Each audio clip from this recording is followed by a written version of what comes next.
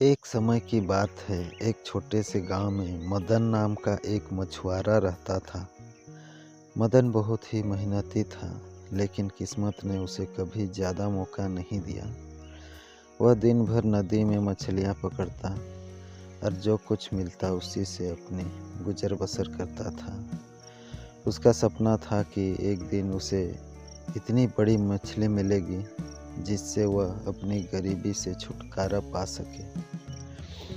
एक दिन सुबह सुबह मदन नदी के किनारे पहुंचा। मौसम साफ था और नदी शांत बह रही थी। उसने अपने जाल को नदी में डाला और बैठकर इंतजार करने लगा।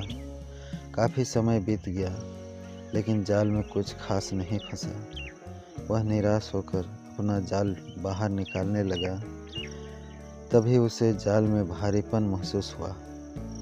उसने पूरी ताकत से जाल खींचा और देखा कि उसमें एक बड़ी सी मछली फंसी थी।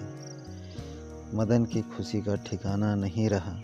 उसने सोचा, आज तो किस्मत ही बदल गई। इस मछली को बेचकर मैं अच्छा पैसा कमा लूँगा।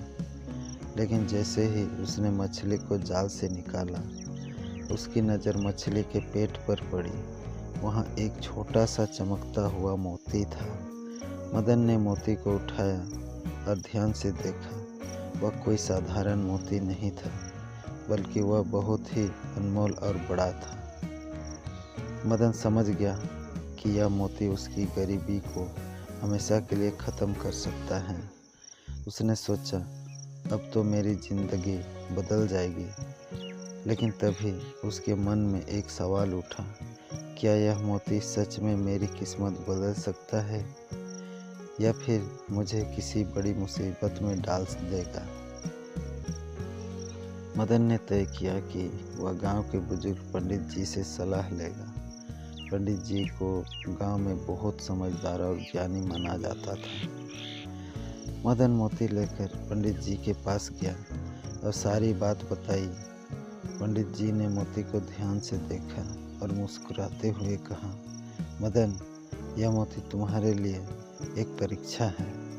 यह तुम्हें धनवान बना सकता है, लेकिन इसका सही उपयोग ही तुम्हारी किस्मत बदलेगा। अगर तुम इस मोती को बेचकर अपनी सारी इच्छाएं पूरी करना चाहते हो, तो यह जल्दी ही तुम्हें गरीबी की ओर वापस ले जाएगा। लेकिन अगर तुम इस मोती का सही उपयोग करते हो, तो यह तुम्हारी और परिवार की जिंदगी सदा के लिए बदल देगा। मदन ने ध्यान से पंडित जी की बात सुनी और सोचा, इसका सही उपयोग हो सकता है। उसने पंडित जी से पूछा, मुझे क्या करना चाहिए। पंडित जी ने कहा, इस मोती को बेचकर जितना भी धन मिले, उसका एक हिस्सा तुम गरीबों और ज़रूरतमंदों की मदद में लगाओ। बाकी धन से अपने बच्चों को शिक्षा पर खर्च करो, ताकि वे जीवन में अच्छे इंसान बने और तुम्हारी तरह कठिनाई ना झेलें। मदन ने पंडित जी की सलाह मानी। उसने मोती को बेच दिया और उस धन से गांव के कई गरीब परिवार की मदद की, अपने बच्चों को अच्छी शिक्षा दिलवाई और उनके लिए एक बेहतर भविष्य की नींव रखी। धीरे धीरे मदन का जीवन बदलने लगा।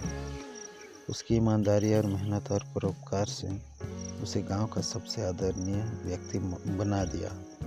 इस प्रकार मछुआरा मदन ने न केवल अपनी किस्मत बदली, बल्कि यह भी साबित कर दिया कि सही मार्ग और अच्छे कर्मों से हर कोई अपनी ज़िंदगी को बेहतर बना सकता है। असली संपत्ति पैसे से नहीं, बल्कि सही फैसलों और अच्छे कर्मों से हासिल होती है।